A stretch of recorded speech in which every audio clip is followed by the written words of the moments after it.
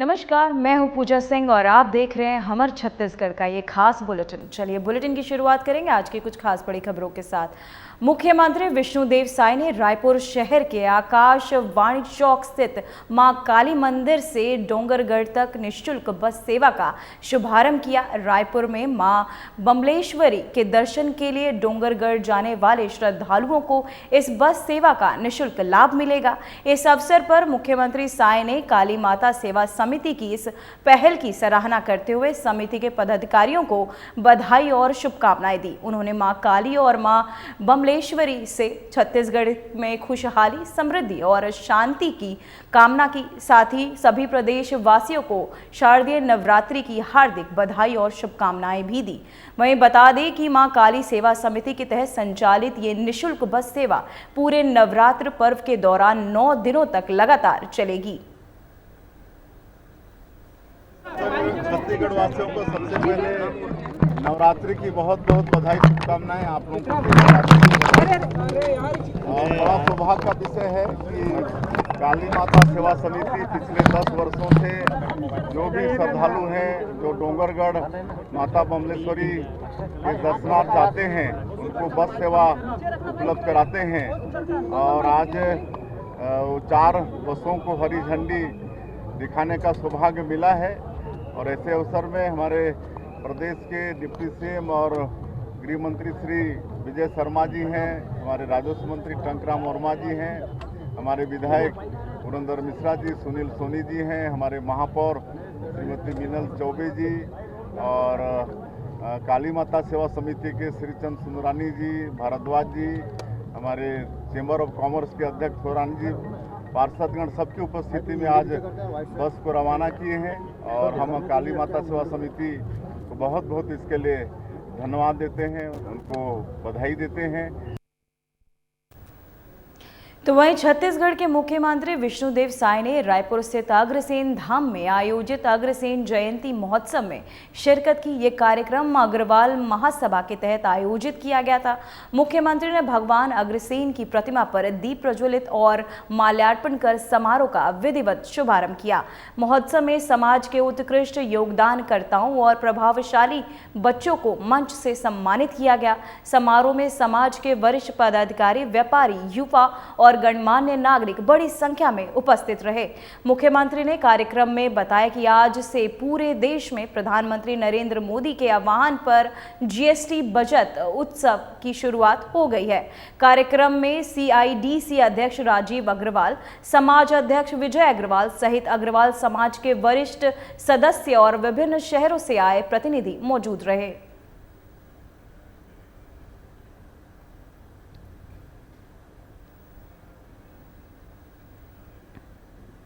तो वहीं सुरक्षा बलों के लगातार दबाव के बावजूद नक्सली आपको बता दें बैकफुट पर हैं। बस्तर संभाग के नारायणपुर में अबूजा मांड में जंगलों में मुठभेड़ में नक्सलियों के केंद्रीय कमेटी के 2 सदस्य मारे गए। सुरक्षा बलों की लगातार कार्यवाही के बीच छत्तीसगढ़ के उप मुख्यमंत्री सह गृह मंत्री विजय शर्मा ने नक्सलियों को बड़ा ऑफर दिया है। विजय शर्मा ने नक्सलियों को सरकार बनाकर सत्ता चलाने का ऑफर दिया है। वहीं उप मुख्यमंत्री विजय शर्मा ने कहा, मैं एक बार फिर से दोहरा रहा हूं कि नक्सली हथियार डालकर मुख्य धारा से जुड़े। राज्य सरकार सबसे बेहतर सरेंडर पॉलिसी लगाई है, उसका लाभ ले। अगर सरकार चलाने की इच्छा है तो लोकतांत्रिक प्रक्रिया से राजनीति में आए, जनता का समर्थन लेकर सरकार बनाएं और फिर सत्ता पर काबिज हो। बंदूक के दम पर सत्ता पाने की सोचना हमारे देश में संभव नहीं है। से बस्तर में नारायणपुर जिला में कोहकामेटा थाना क्षेत्र के अंतर्गत नलांगुर क्षेत्र में जो महाराष्ट्र बॉर्डर से लगा हुआ है, फिर से एक परफेक्ट इंटेलिजेंस के आधार पर ऑपरेशन लॉन्च हुआ। डीआरजी के 50 से अधिक जवान उसमें आगे बढ़े और बहुत बड़ी सफलता, जो छुप कर बैठे हुए थे ऐसे 2 सीसी मेंबर, जो टॉप मोस्ट इनका कैडर होता है, ऐसे 2 सीसी मेंबर, एक जिसका नाम रामचंद्र रेड्डी उर्फ राजू दादा उर्फ गुडसा उसंडी, जो इसकी उम्र 63 साल लगभग थी, वो भी न्यूट्रलाइज हुआ है। और दूसरा सत्यनारायण रेड्डी उर्फ कोसा, जिसकी उम्र 67 साल थी। ये 2 सीसी मेंबर आज न्यूट्रलाइज में हैं। तो वहीं नारायणपुर जिले के अबूझमाड़ इलाके में हुई भीषण मुठभेड़ में सुरक्षा बलों ने बड़ी सफलता हासिल की है। मुठभेड़ में सीपीआई और केंद्र समिति के 2 टॉप कैडर राजू दादा उर्फ कट्टा रामचंद्र रेड्डी और कोसा दादा उर्फ कादरी सत्यनारायण रेड्डी मारे गए। बता दें कि दोनों पर छत्तीसगढ़ राज्य सरकार ने 40-40 लाख रुपए का इनाम घोषित किया था। सूत्रों के मुताबिक अबूझमाड़ में के घने जंगलों में सुरक्षा बलों को माओवादी गतिविधियों की सूचना मिली थी, जिसके बाद पुलिस और सुरक्षा बलों ने संयुक्त सर्च ऑपरेशन चलाया। सुबह से रुक रुक कर चली गोलीबारी के बाद मुठभेड़ स्थल से 2 शव, हथियार और भारी मात्रा में विस्फोटक बरामद किए गए।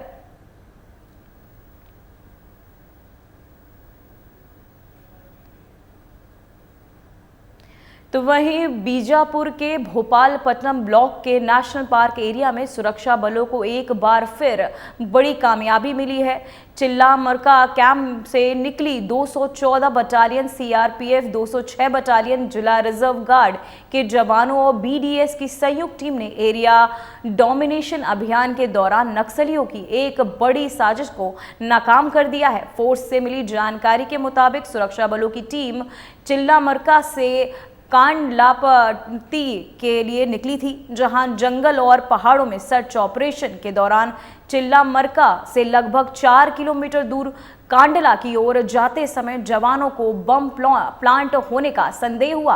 वहीं तत्काल बीडीएस टीम ने को मौके पर जांच के लिए बुलाया गया।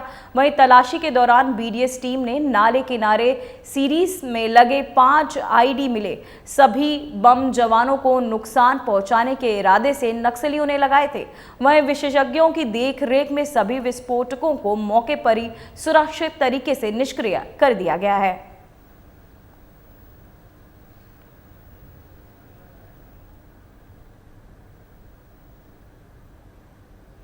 तो वहीं गौरेला, पेंड्रा और मरवाही जिले में मरवाही सामुदायिक स्वास्थ्य केंद्र में इंसानियत की एक अनोखी मिसाल देखने को मिली। मरवाही विधायक प्रणव कुमार मरपची की अपील पर यहां भव्य रक्तदान शिविर का आयोजन किया गया। इस मौके पर कई विभागों के कर्मचारियों समेत बीजेपी कार्यकर्ताओं ने बढ़ चढ़कर हिस्सा लिया और रक्तदान कर मानवता का संदेश दिया। विधायक प्रणव मरपची खुद शिविर में मौजूद रहे। उन्होंने स्वास्थ्य केंद्र का निरीक्षण किया, मरीजों से बातचीत की और स्वास्थ्य सेवाओं के विस्तार का भरोसा दिलाया। विधायक ने स्पष्ट कहा कि रक्तदान केवल दान नहीं बल्कि जीवन दान है। 1 यूनिट रक्त किसी की पूरी जिंदगी बचा सकता है।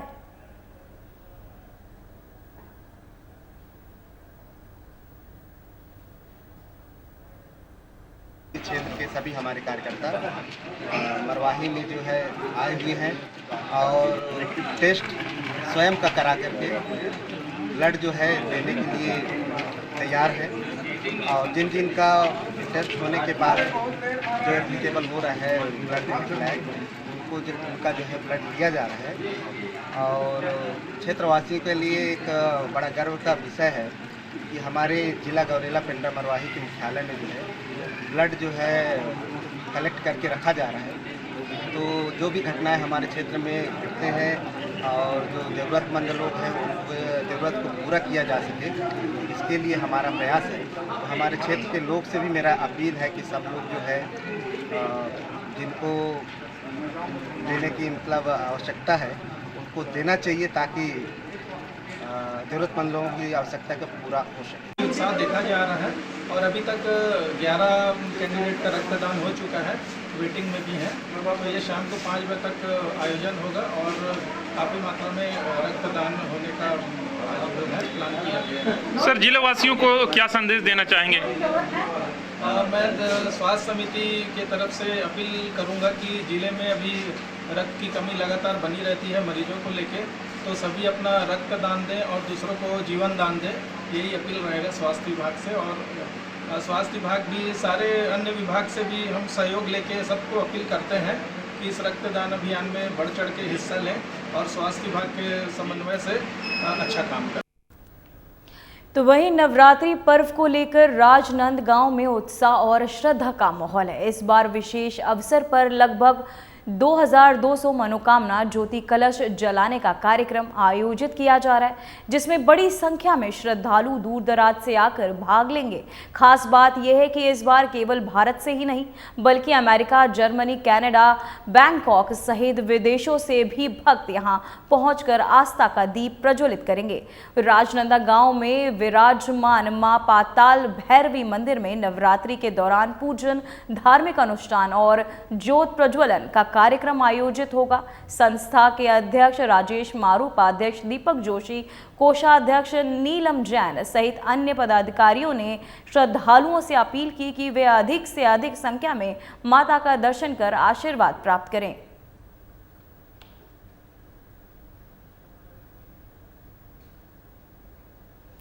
तो वहीं कोंडागांव में शीतला माता मंदिर में आश्विन शुक्ल पक्ष प्रतिपदा तिथि को शारदीय नवरात्रि का भव्य शुभारंभ हुआ। श्रद्धालुओं ने विधि विधान से कलश स्थापना की और अखंड ज्योति प्रज्वलित कर माता की आराधना शुरू की। मंदिर समिति के पदाधिकारी और बड़ी संख्या में श्रद्धालु 9 दिनों तक मनोकामना ज्योति के लिए पूजा अर्चना करेंगे।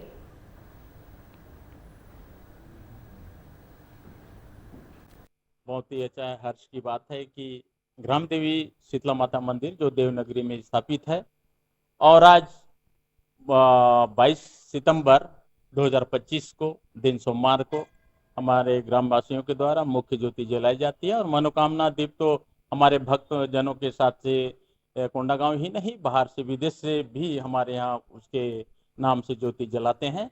और हम चाहते हैं कि माता उन सबकी मनोकामना पूर्ण करे।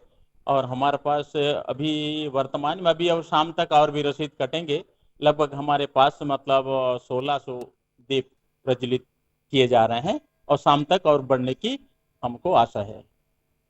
शारदीय नवरात्रि में जैसे हम चैत्र में करते हैं वैसे विधि विधान के साथ हमारे भक्तजन अपनी ज्योति की रक्षा करते हैं और साथ ही साथ लोगों का तांता बने रहता है। हजारों की भीड़ में माता के दर्शन करने आते हैं। नवरात्रि का यह पावन पर्व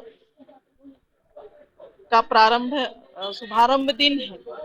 माँ दुर्गा का आशीर्वाद हम सबके ऊपर रहे और हमारा ये एरिया, ये क्षेत्र सुख शांति समृद्धि हमारे इस छत्तीसगढ़ में बनता रहे और विकसित भारत का जो सपना हम सब ने देखा है, माननीय प्रधानमंत्री मोदी जी ने जो विजन दिया है उसमें माँ दुर्गा आशीर्वाद दे कि उसमें सफल हो और 2047 में विकसित भारत की कल्पना साकार हो।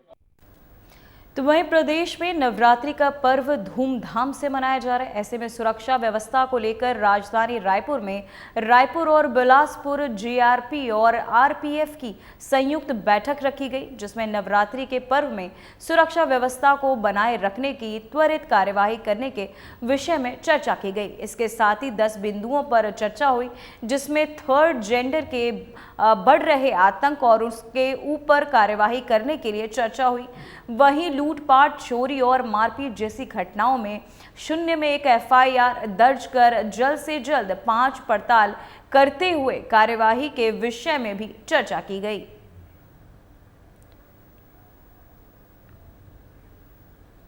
की वजह से ढांचा आ रहा है, क्योंकि अभी हम लोग इस पे कार्रवाई कर रहे हैं और जब इस पे कोई इनपुट मिलेगा तो उस पे कार्रवाई करेंगे तो आप लोग से शेयर करेंगे।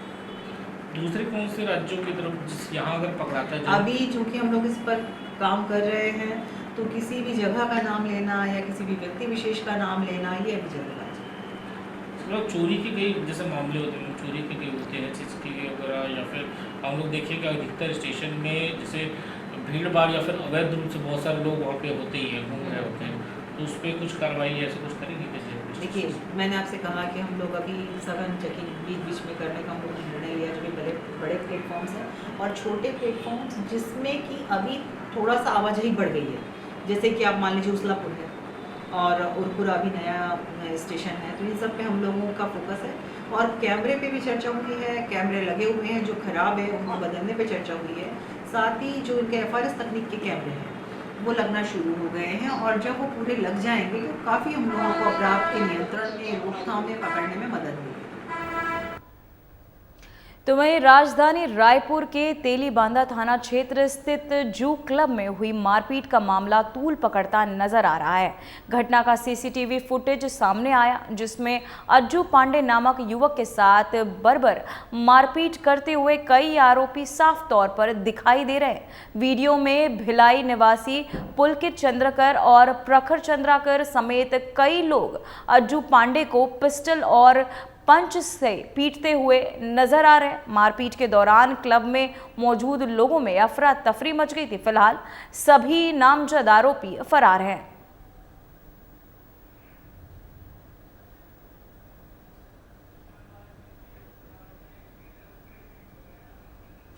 तो वही खबर बलरामपुर से, जहां कुसमी विकासखंड के ग्राम पंचायत सेरदंगाद में स्थित एक निजी कंपनी के खिलाफ श्रमिकों ने अनिश्चितकालीन धरना और चक्का जाम की चेतावनी दी है। श्रमिकों का आरोप है कि खनन कार्य शुरू होने से पहले कंपनी ने स्थानीय लोगों को रोजगार, ईपीएफ, मेडिकल बीमा और छुट्टियों जैसी सुविधाएं देने का वादा किया था, लेकिन अब वादा खिलाफी की जा रही है। श्रमिकों का कहना है कि ब्लॉक साइट खनन के लिए 257 हेक्टेयर क्षेत्र की लीज मिलने के बावजूद कंपनी ने स्थानीय लोगों की ब्याज, आपको बताते चले, बाहरी कर्मचारियों को नियुक्त किया और स्थानीय युवाओं को नजरअंदाज किया जा रहा है। श्रमिकों ने कंपनी के डायरेक्टर और खनन एजेंट को लिखित में 3 दिन की मोहलत दी थी, लेकिन कोई जवाब नहीं मिला।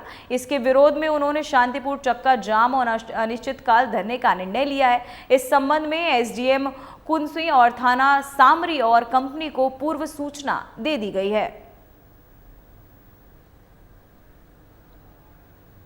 मैं सुनील कुमार नाग, सर्व आदिवासी समाज का ब्लॉक अध्यक्ष, और एक हमारे सामरी पाठ में एक खदान है जो बालाजी कंपनी चला रही है सेरेंगदाग में माइंस। उनके द्वारा जो ये पूरे लेबर देख रहे हैं आप, इसमें लेबर कैटेगरी के सभी हैं, कुशल हैं, और 6 महीना के बाद ऑटोमेटिक उनको भी फार्म में नाम चढ़ाना था सरकार की गाइडलाइन के अनुसार, लेकिन उन्होंने नहीं चढ़ाया और साल भर तक लोग काम करते हैं। मेरे अगल बगल में जितने भी खड़ा है सब साल भर का ड्यूटी कर चुके हैं और किसी का भी फार्म में नाम नहीं जुड़ा है। तो हम सभी जन एसडीएम साहब को ज्ञापन देने आए थे और सरकार से हमारा गुहार है कि हमारा मांगों को वो ध्यान देते हुए और हमारे पक्ष में सुनवाई करें और कंपनी से कहें कि जल्दी से जल्दी जो मांग है उसको पूरा करें।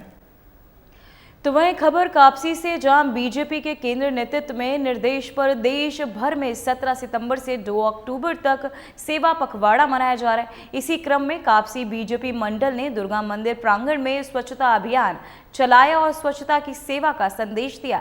इस पखवाड़े के तहत सरकारी योजनाओं के प्रचार प्रसार, पर्यावरण संरक्षण और जन जीवन से जुड़ी गतिविधियों का आयोजन हो रहा है। ये पहल प्रधानमंत्री नरेंद्र मोदी की सोच के अनुरूप राजनीति को सेवा और समाज निर्माण से जोड़ना का प्रतीक है।